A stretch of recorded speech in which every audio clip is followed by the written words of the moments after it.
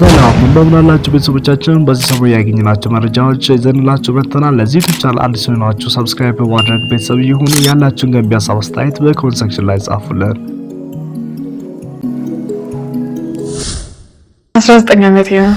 አይ ነው እንደምባል ግን እውነት 19 ዓመቴ ነው። የልደት ሰርተፍኬት ተብዬ አውቃለሁ። ባይ ዘ ወይ ልደት መቼ ነው ልደት ሲባል መቼ ስንት ዓመትሽ ነው ሲባል 19 ዓመቴ ነው ብዬ ልደት ሰርተፍኬት ተብያለሁ ትምህርት ቤት።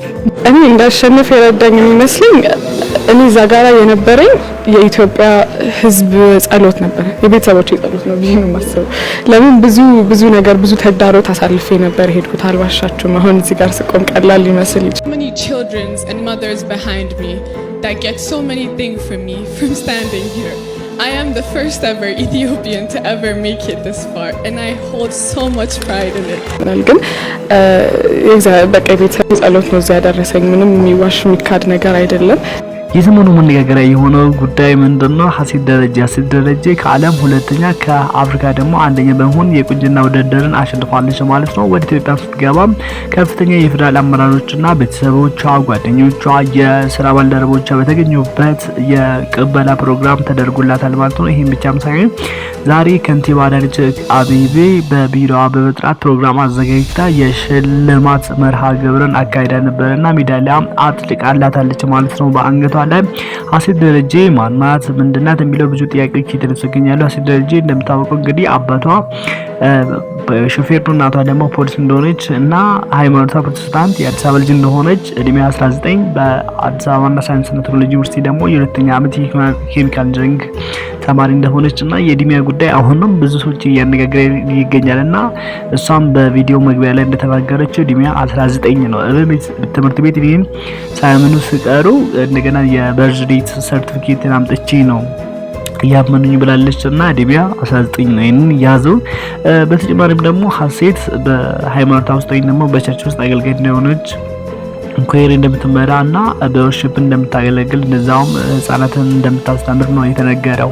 ከስኬት ጀርባ ደግሞ የቤተሰቦች ጸሎት አለ፣ የኢትዮጵያ ሕዝብ ጸሎት አለ። ለዛ ነው ስኬታማ የሆንኩት እና ከሁሉም ነገር ላይ ደግሞ እግዚአብሔር ስለረዳኝ እንጂ ብዙ ተግዳሮቶች ነበሩ።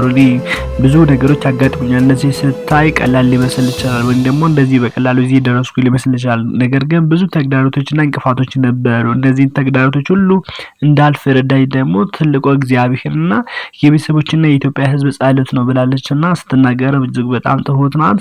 ግን ደግሞ ስለ ሪሌሽንሺፕ ወይም ደግሞ የፍቅር ጓደኛ አላት ወይስ ወይም ደግሞ የላት የሚለው ነገር አጣርተን ደግሞ የምናደርስ ይሆናል።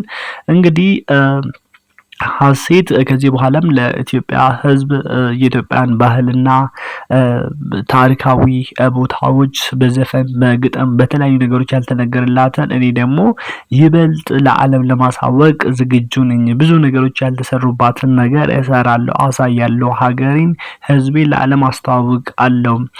ከኔ ጀርባ ያሉት እናቶችና ልጆች ብዙ ቆንጆ ልጆች እናቶች አሉ፣ እነሱንም በዓለም አስተዋውቃለሁና ኢትዮጵያ ምን ያህል በዓለም ላይ በሁሉም ነገር ቆንጆ እንደሆነች ጥሩ እንደሆነች ሀገሬን ለዓለም ማስተዋወቅ እፈልጋለሁ። ከሁሉም ነገር በላይ ውጭ ሀገርም ሲሄድ ደግሞ ሀሴት ብሎ የሚጠራኝ ሰው የለም። እኔን የሚጠሩኝ በኢትዮጵያ ነው። ኢትዮጵያን ይሉኛል። እኔ በኢትዮጵያዊነቴ በጣም ትልቅ ኩራት ነው የተሰማኝና በሀገሬ ሲጠሩኝ ትልቅ ደስታ ነው የሚሰማኝ። እኔ ከራሴ በላይ ሀገሬ በዚህ ደረጃ ስሟ በዓለም አደባባይ ስትጠራ እጅግ በጣም ደስ ብሎኛልና ከዚህ በላይ እኔ የተሰማኝ ደስታ የለም። በጣም ደስ ብሎኛል ብላለች እና እንደምታወቀውም ደግሞ $500,000 ተሸልማለች። ወደ ኢትዮጵያ ገንዘብ ሲመነዘር ወደ 67 ሚሊዮን አካባቢ ይሆናል ማለት ነው።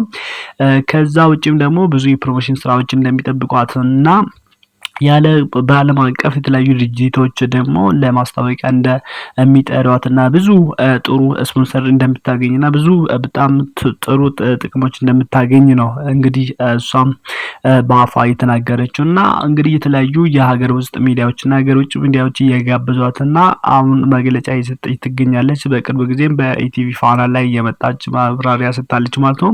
በቪዲዮዎች መግቢያ ላይም እንደተመለከታችሁት እነዚህ ቪዲዮዎች ተቆርጠው የወጡት ከኢቢሲ እና ከፋና ቴሌቪዥን ጋር ካደረገች ኢንተርቪው ውስጥ እየተወሰደ ነው ማለት ነው።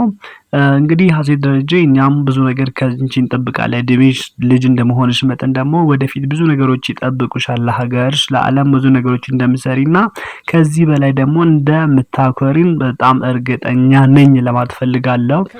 ሌላው ጉዳይ ስለሷ ማወቅ ትፈልጉ ምናምን ደግሞ ኮሜንት ላይ መጻፍ ትችላላችሁ። አጣርተን እንደ ሰራችን አድርገን እናደርሳችኋለን ማለት ነው። ለዚህ ዩቲዩብ ቻናል አዲስ ሆናችሁ ሰብስክራይብ በማድረግ ቤተሰብ ሆኖላችኋለሁ። ወንድማችሁ ፍሮንሰስ ነኝ። ለዚህ ዩቲዩብ ቻናል አዲስ ሆናችሁ ሰብስክራይብ ማድረግ እንዳትረሱ እላችኋለሁ። ወዳችኋለሁ። ሰላም ሁኑልኝ። ጉድባይ